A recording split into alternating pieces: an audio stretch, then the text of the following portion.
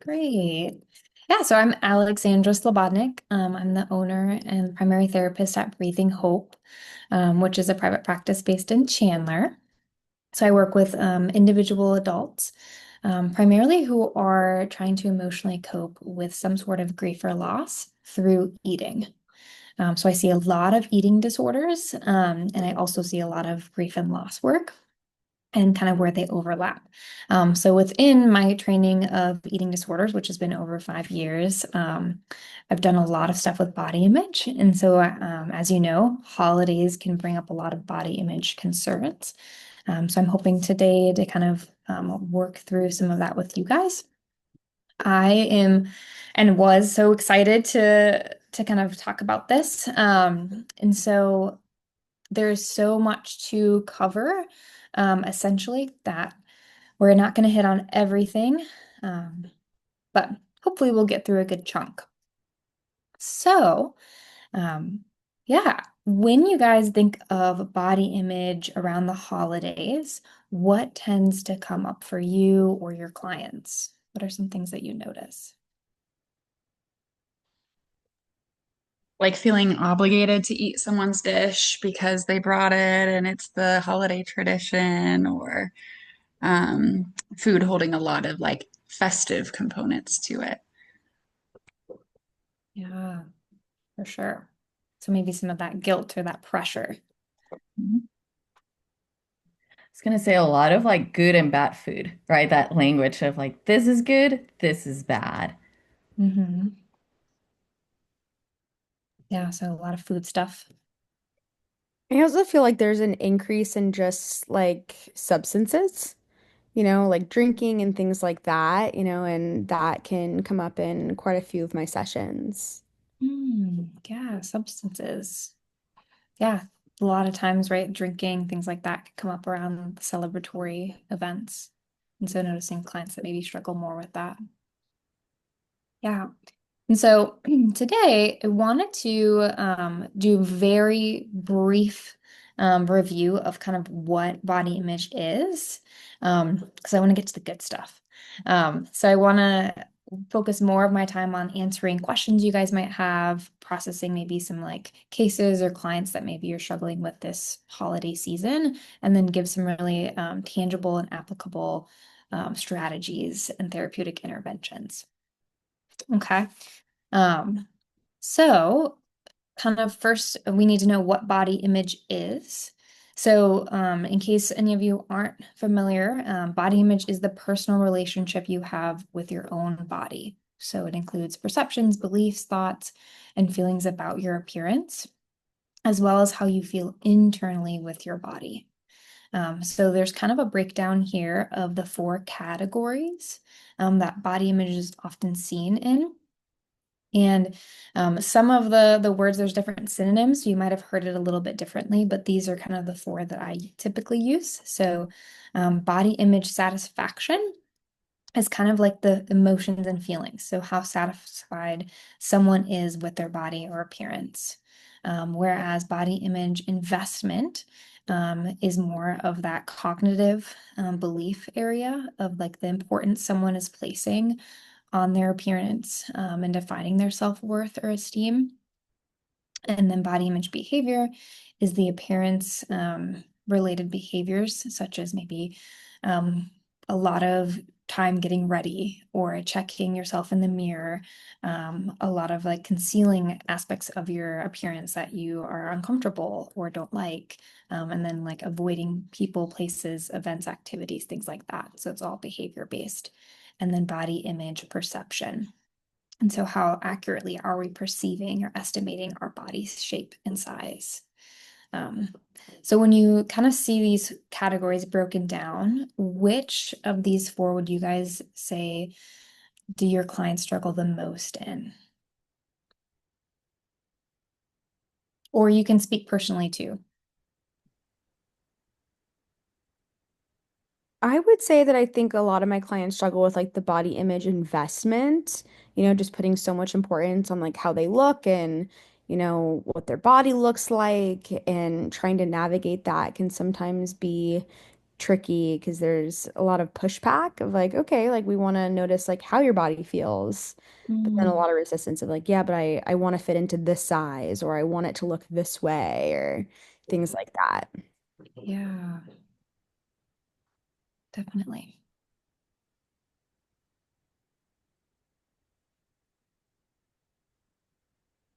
Anyone else notice where their clients or maybe population kind of fall into?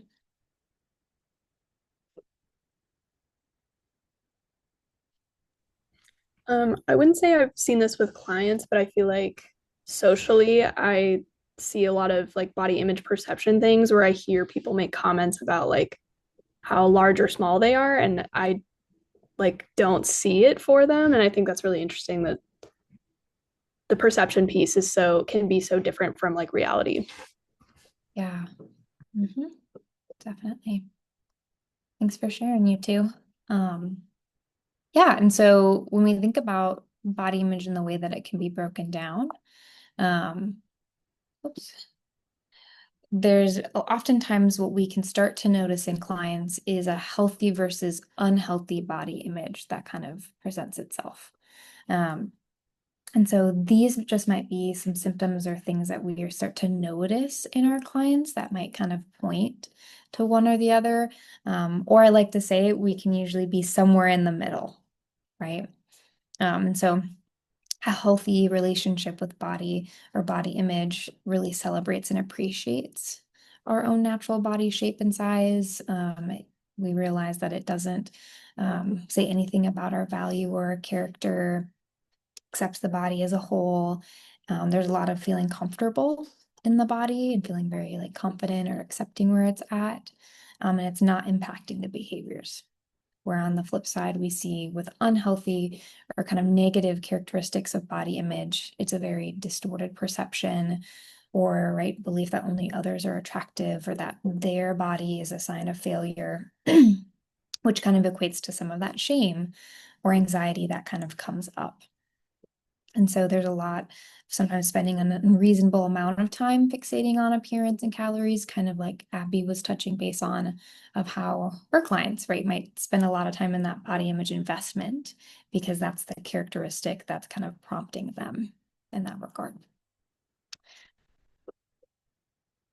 And so there's kind of three categories that influence body image development.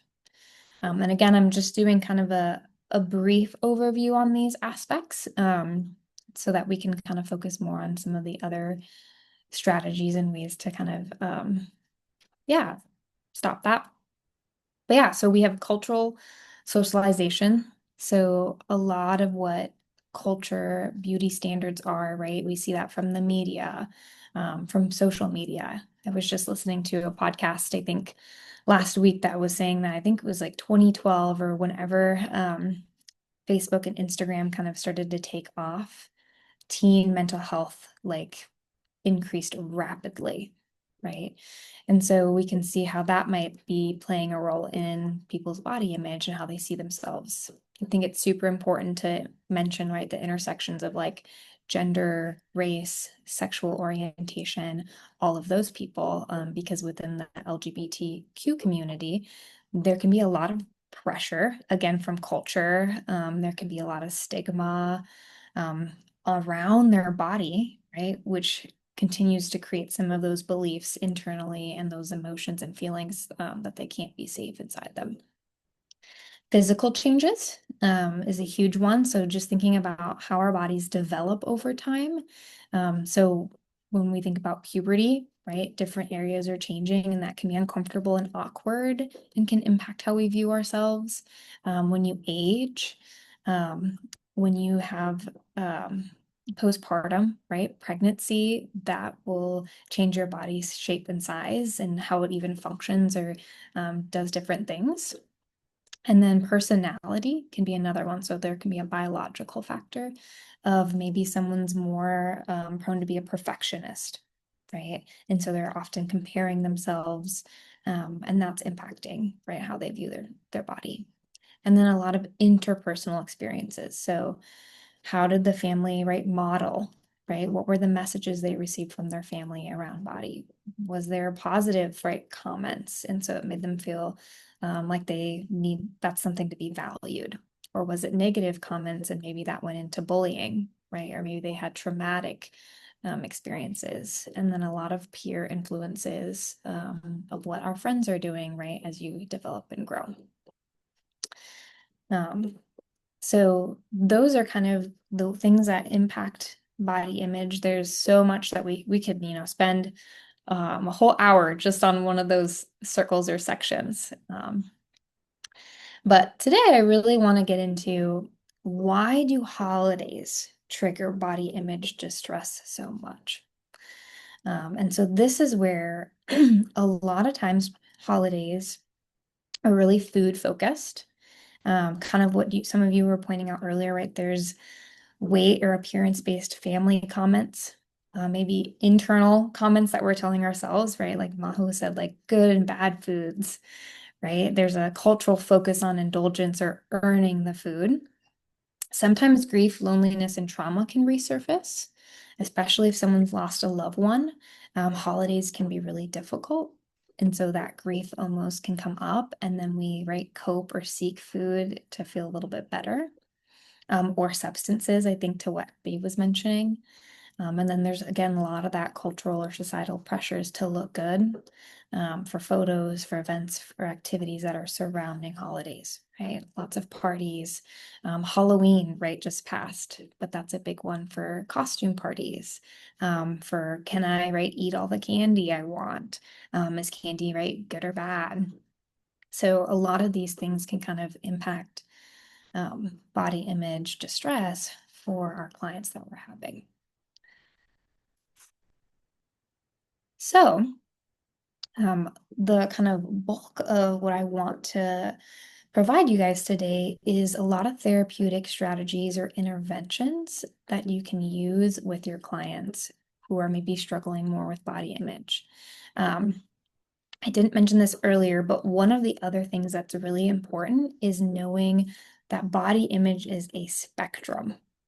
So body image can be, right, just maybe some of those negative characteristics, and then they can move to the opposite extreme of like body dysmorphia or a full-blown eating disorder, or right, and maybe in the middle, like disordered eating starts to happen, right, where people maybe start to restrict themselves before a Thanksgiving, meal, or they tend to binge, around holidays, on Christmas cookies, on candy, things like that.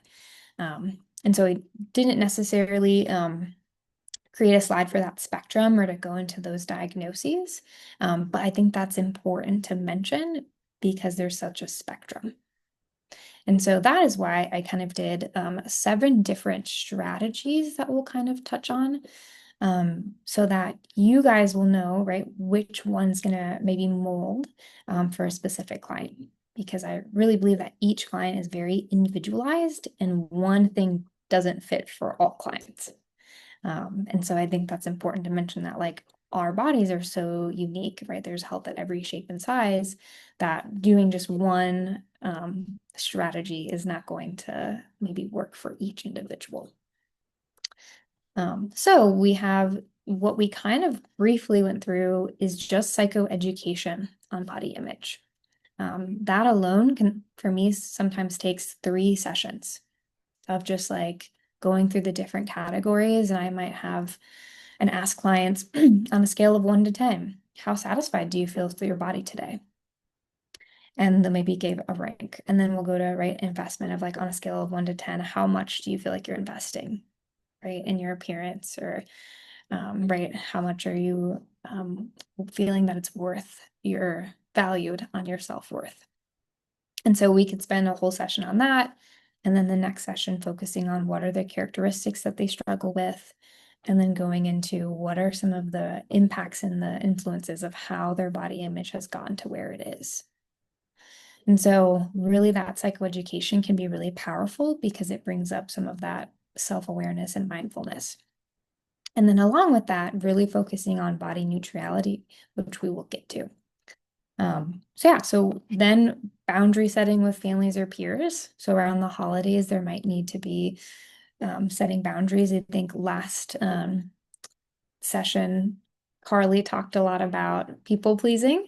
So I think that kind of relates, like if you're working more with a people pleaser, maybe it's really working on boundary setting during the holidays, because of a lot of the expectations or responsibilities that you're taking on that you might need to delegate. Preparing scripts for unwanted comments. So thinking through like sometimes, right, we've got that one uncle or that aunt that might make that inappropriate comment that you're just everyone's cringing and feeling the awkwardness. And so really walking through with clients, hey, like what are some of the common things that come up that you might imagine will be uncomfortable? And then practicing, I usually role play with my clients and do some psychodrama of like what we might say back, and then we like switch roles of like me being maybe that uncle or aunt and them practicing being themselves.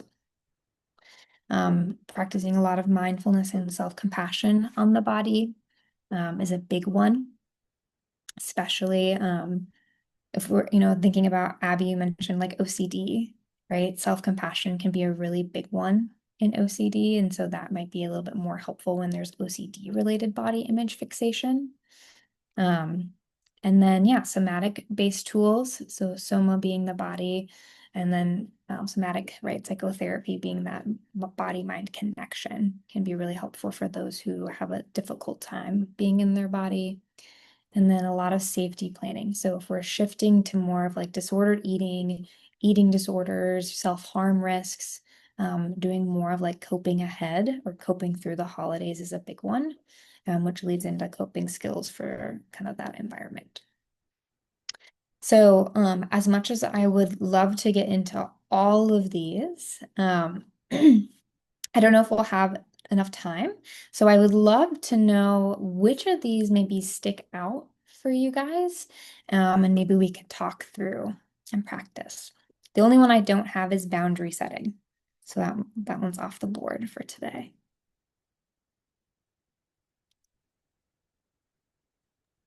Yeah, I'm interested to know more about what somatic based exercises or tools you use with people.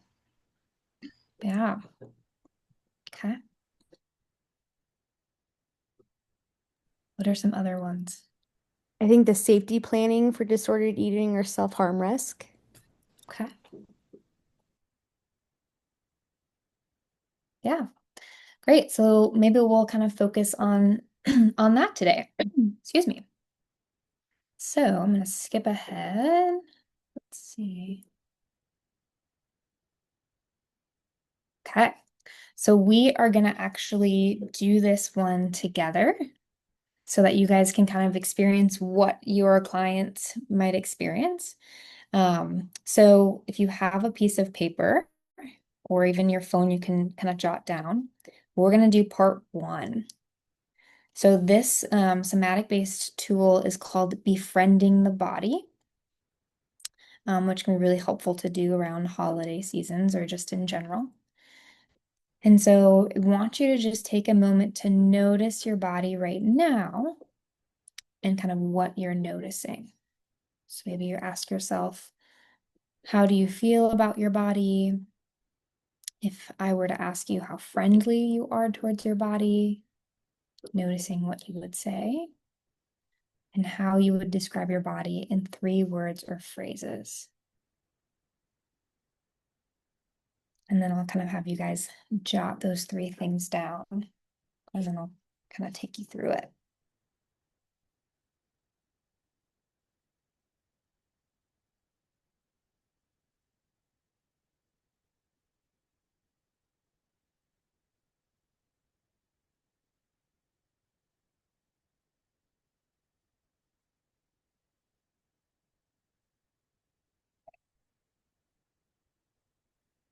Mhm.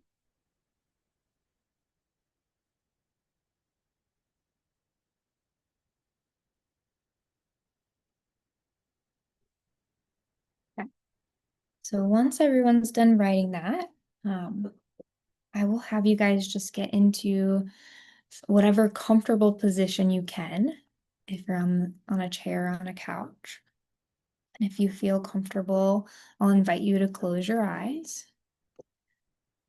And I'll just have you start by taking kind of a deep breath in through the nose and out, relaxing your body as much as you can, feeling the gravity of your body, giving into the support beneath you. And just continuing to take deep, slow breaths. With each exhale, just more relaxing into your body. Beginning with your back and softening your back as if you're melting into the ground. Continuing with the front of your body to soften any tension. And then just taking another 3 soft and sustained exhales and inhales. Noticing what's easier already in your body.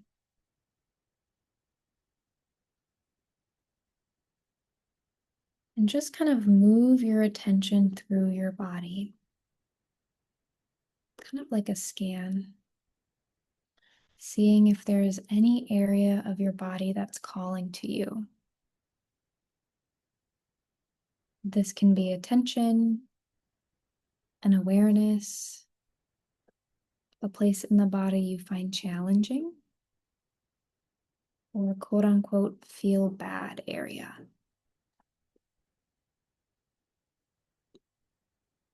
And just allow your attention to get you to the right place, not your thinking mind.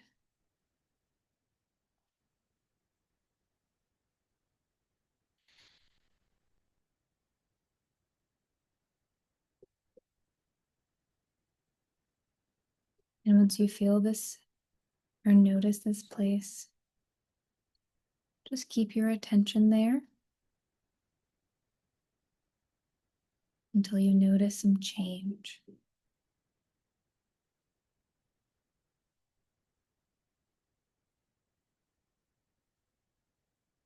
This could be an opening of some kind.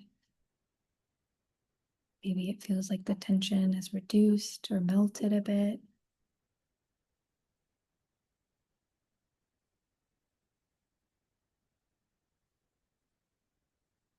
Just send a light, soft breath to this area of the body.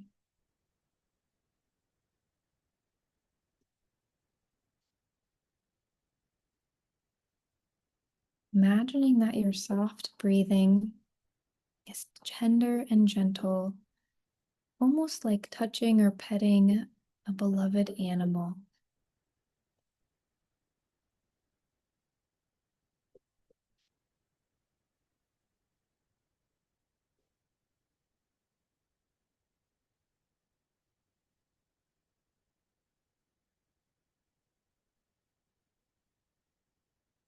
And now send a kind note to this area of the body. For example, maybe you might say, I welcome you, or I embrace you. Could be short and sweet, such as I notice you, thank you.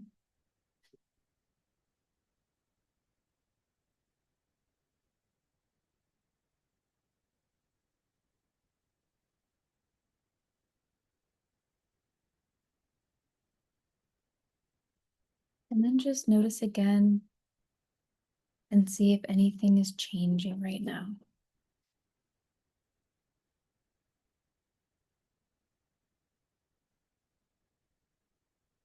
Maybe you feel it starting to soften or shift. Maybe even your mind is starting to flee. Just bring it back.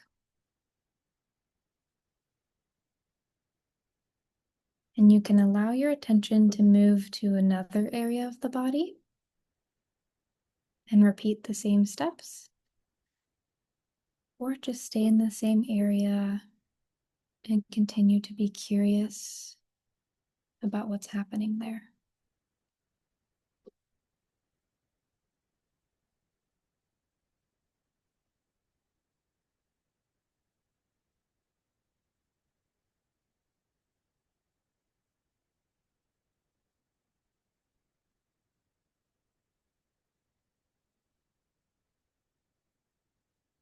And then taking another deep breath in through the nose and out.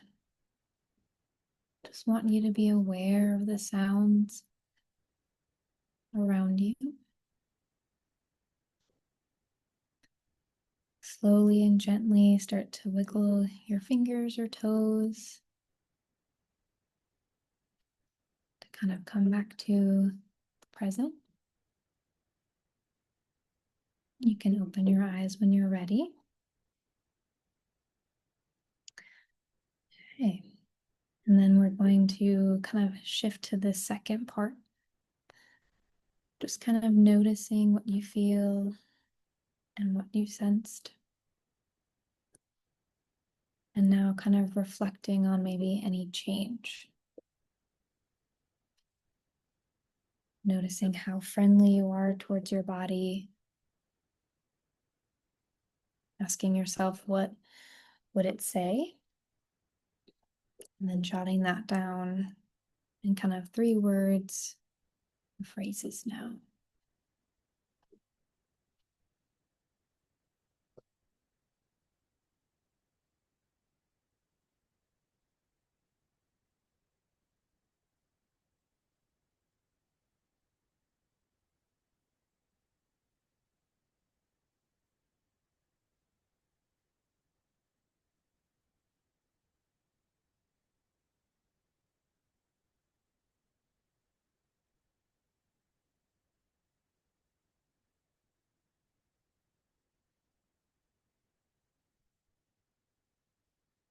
Okay. So after you've written those down, I would love to just hear what that experience was like. Yeah, for you guys, any questions you might have doing this with a client, or even if there's a client that comes to mind that you might be able to use this with.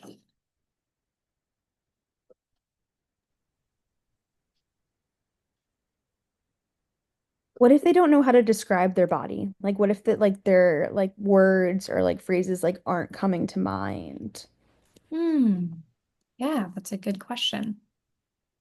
If they're not sure how to kind of like put words to what they're feeling, sometimes I give them what's called like a little menu option, right? So I might say, does it feel warm or does it feel kind of cold?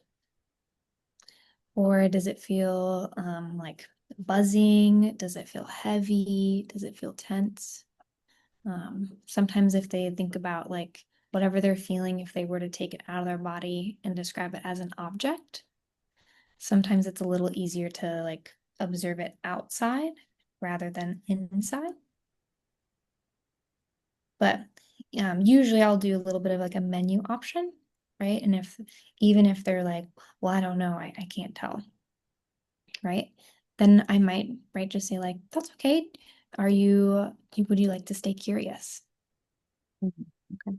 Right? Could we explore that together? What part of your body can you feel right now?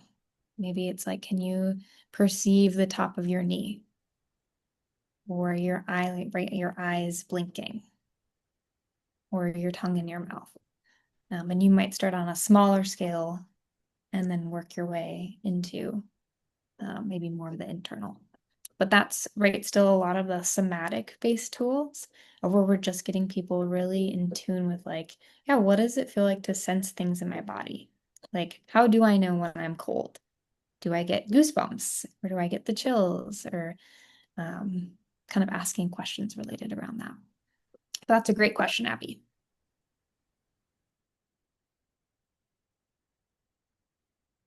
Yeah, any other questions related to maybe applying this, a client that comes to mind, or how the experience was for you?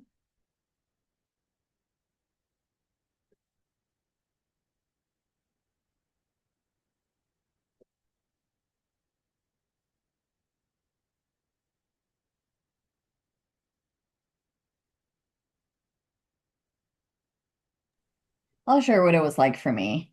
I think just I noticed at first there was only one of the things that I noted that was more towards the positive, more self-compassionate towards my body. Mm. And then after the reflection, even during the reflection, just kind of like noticing what I told the part of me that was active was like, I see you. And it was just like my heart just kind of like slow down. It was like beating really fast. I could feel it, usually feel things in my throat. And then yeah, after the reflection, it was just kind of like this change of like something that has been really helpful is to remember that I am supported. So it was just kind of like, okay, my body like is supported, is healing, is calm. So yeah, so thank you for guiding us, leading us through it, because at least for me, like I noticed a big shift. And I was able to see how hard that part of me was being kind of like towards my body. So yeah, it was a really needed exercise that I didn't know I needed. Yeah, I'm glad you enjoyed that and that it was helpful to kind of see that shift and change and what your body needed in this moment today. Great. Yeah, so this would be kind of an example of what I might use with someone who's maybe feeling really negative towards their body, or really harsh. And so we just practice kind of befriending it, noticing what reflections come up, and then maybe we continue to process, like, oh, was there a stuck point, right? Of like maybe they didn't feel right, like they could believe I welcome you or I love you or I feel supported. And so we'll continue to process that and where maybe they've gotten those messages before, or we bring it back to again some of those like influences. So yeah. I know we also mentioned wanting to maybe do some safety planning. So this is a little bit of what I like to use for safety planning. It's called the holiday helper. Um, and maybe I'm not super tech savvy, but I have a couple of like the handouts I use regularly. So maybe I could like drop that in the chat towards the end, or I could even send that to Elaine so that she could send that out to you guys. But I'd love to give you right those resources. So this is kind of actually a worksheet that I usually walk through with clients. So some of the questions of what are the hopes and expectations for the holidays, what are some of their fears, what might be the challenges to their recovery, and then really looking at like what are some of the needs and requests, right? And then we really focus on those specific coping skills and utilize like creating kind of like a safety plan around that. So like what are things we can do when these challenges arise? Or we process through those fears of I'm worried people are going to offer me a drink and I don't know how to say no, right? Or I'm afraid my grandma is going to make me want to try the pumpkin pie and I don't want to, right? And so these can kind of bring up some of those things, or even not related to eating or body image. Like sometimes holidays just are hard. And so this can be a good one that's generalized to most client population of maybe it's like my family dysfunction is just really heavy and it's like really overwhelming and uncomfortable to be in there. And so these questions I find still kind of bring those up depending on like what recovery or things that people are working on, and then bringing them back to the end of like how what they appreciate, love, or are grateful for in regards to the holidays. So that's this one.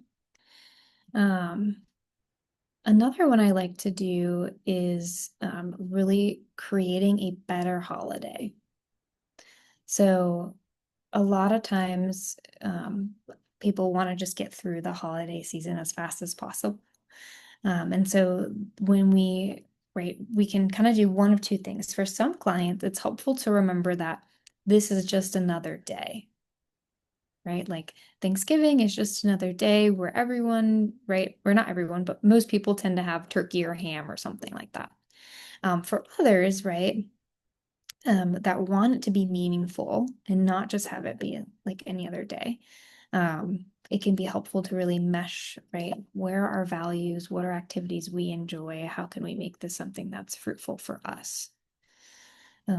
So I'll kind of have clients kind of work through this little guideline um, of whether you right look at a holiday as a long stretch of lonely hours or a day filled with stressful activities, right? Planning your own activities that kind of match your values is really helpful.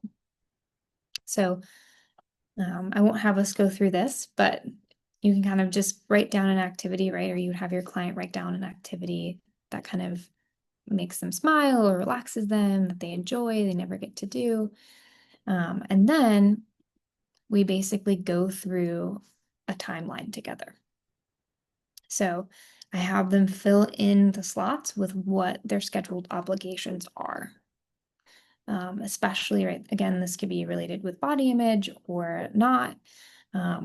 And when they feel like they have too many unpleasant obligations, or sometimes we can see what we're really worried about, we can then really plan ahead of like, let's do a coping skill right here. Or let's like you said, you know, going for a walk, right? And looking at Christmas lights always makes you smile. Like, where could we put that in the day? And so we're choosing activities for different things that kind of balance it out or that we can plan ahead, right? Of like clients most concerned about, right, dinner time. All right, well, the hour before dinner, could we engage in a yoga practice or, right, some meditation or befriending the body, right? Our somatic skill we just used, or something that they enjoy. And then making that commitment that the holiday, right, is going to be meaningful for them because they're filling it with things that they find pleasant. And then they feel more confident in their ability to do, right, those harder things because they've planned it out. Yeah. I'll pause there with any questions with this. This one's a little bit more self-explanatory. Something I always like to note too is like intuitive eating can be really helpful with those clients who may be more are on the disordered side.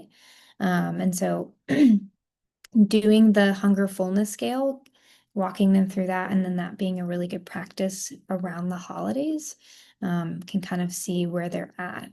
And so intuitive eating kind of talks about one of the principles, honoring your hunger, but then also feeling your fullness and respecting your body. And so if we can even check in, right, to see where are we at, it's a lot better to be between the 4 and 7 than it is to be like, I'm painfully hungry because I haven't eaten anything and now it's Thanksgiving dinner and I, right, eat really fast and really quickly and now I feel very full or painfully full, which is where that, feeling really stuffed.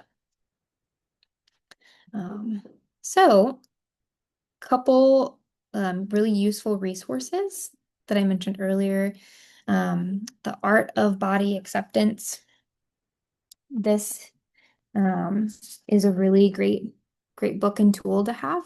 It's a lot of like creative art, kind of yeah, like art therapy, but it's pretty simple to follow. We didn't get to any of these today, but this is a good one to kind of do self-compassion, to process like how they feel towards their body, their emotions. The Body's Not an Apology is a really good book to kind of practice through understanding some of those principles.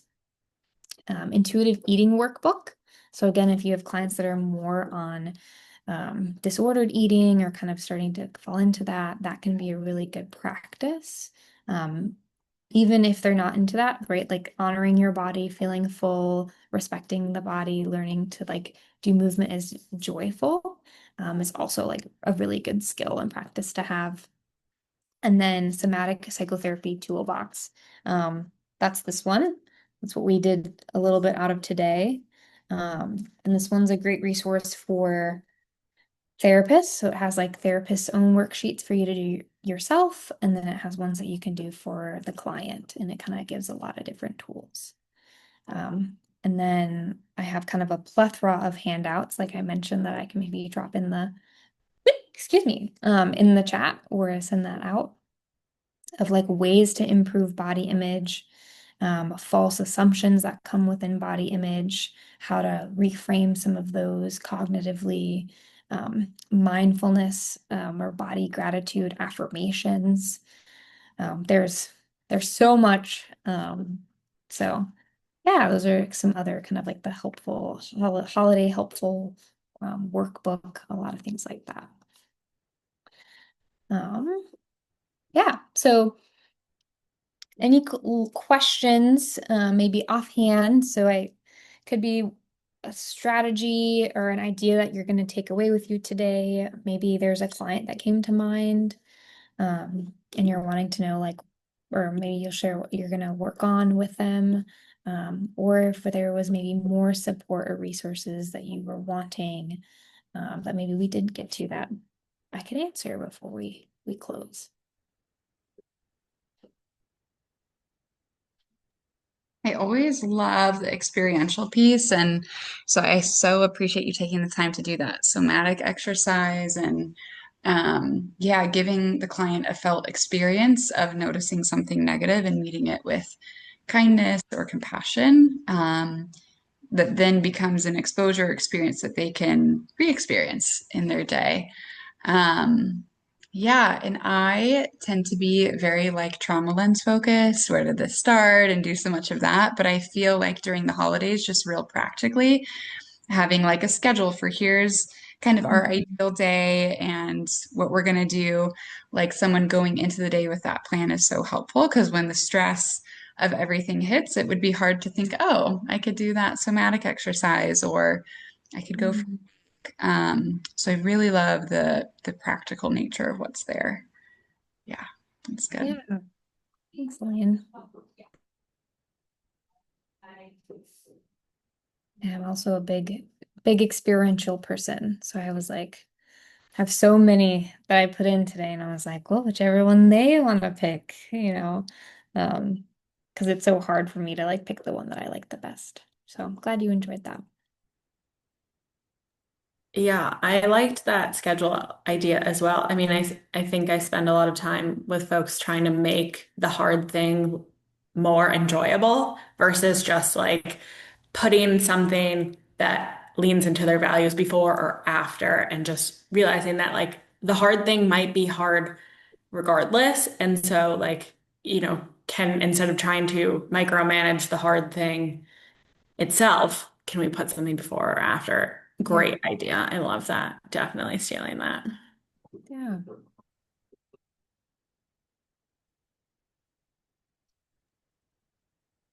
It definitely made me think of like certain questions to ask my clients about the holidays. I think with being so focused on OCD and ADHD and trauma, my brain doesn't really necessarily go towards like preparing people for the holidays. It's more like exposure based, like, okay, what are we tackling today? Versus like maybe like checking in with them of like, okay, like what are the holidays like for you? Do you experience loneliness? Like, do you really struggle? Like, what's coming up and being able to get curious about that with them. yeah.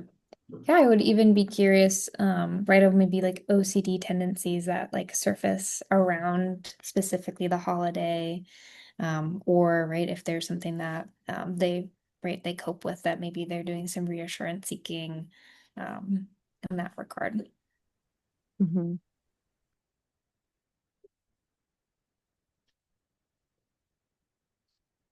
Yeah.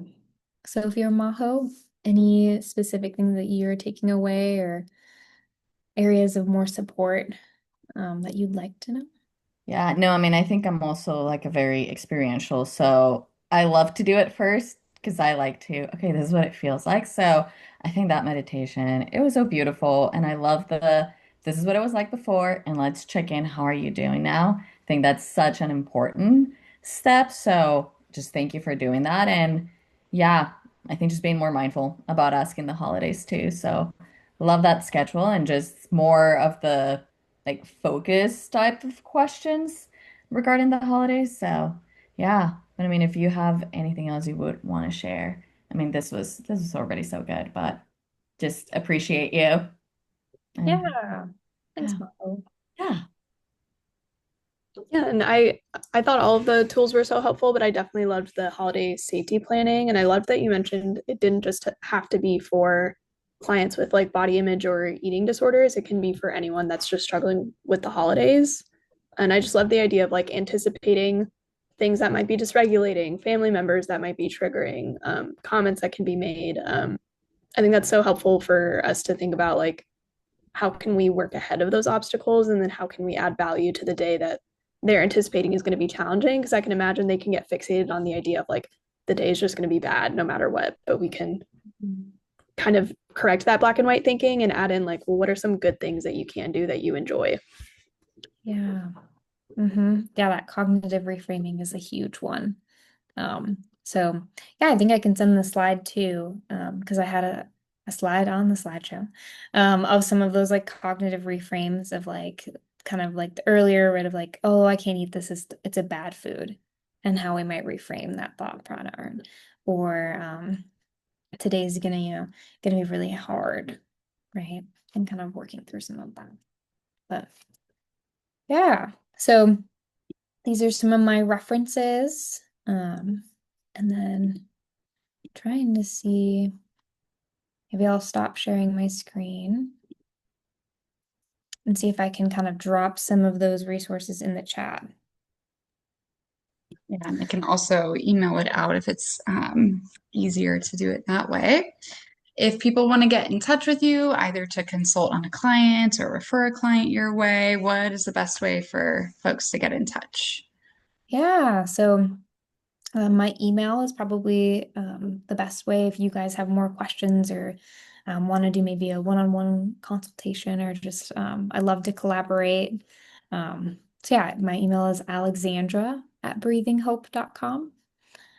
If clients are ever interested, right now I have a little bit of a wait list for clients, but that is through my website, and my website's just breathinghope.com. So I am starting in the new year a couple groups. So I lead outpatient support groups. Um, one is in a trauma-informed expressive arts therapy group. And so that one, we're we could start, but I want to wait till after the holidays. So everyone's gearing up for the new year. And then I also have a reshaping body image. So we go through all of the different things and really work on kind of reshaping some of those things that we talked about today. And then I do an intuitive introduction to intuitive eating as well. If anyone's on that brink of like disordered eating or just feeling like they're starting to shift, it just provides like support and accountability to be with community. So yeah, and that's all on my website too. So there's like a little tab for groups and they can read more about that or register or ask questions. Awesome. Well, thank you so much. Really appreciate yeah, everything you did to put that together and guide us through it. So Yeah. we appreciate you. And yeah, we'll have our next meeting mid-December, but that's all we have for today. So thank you again so much, and we'll see you guys next time. Yeah. Thanks, everybody. Thank you.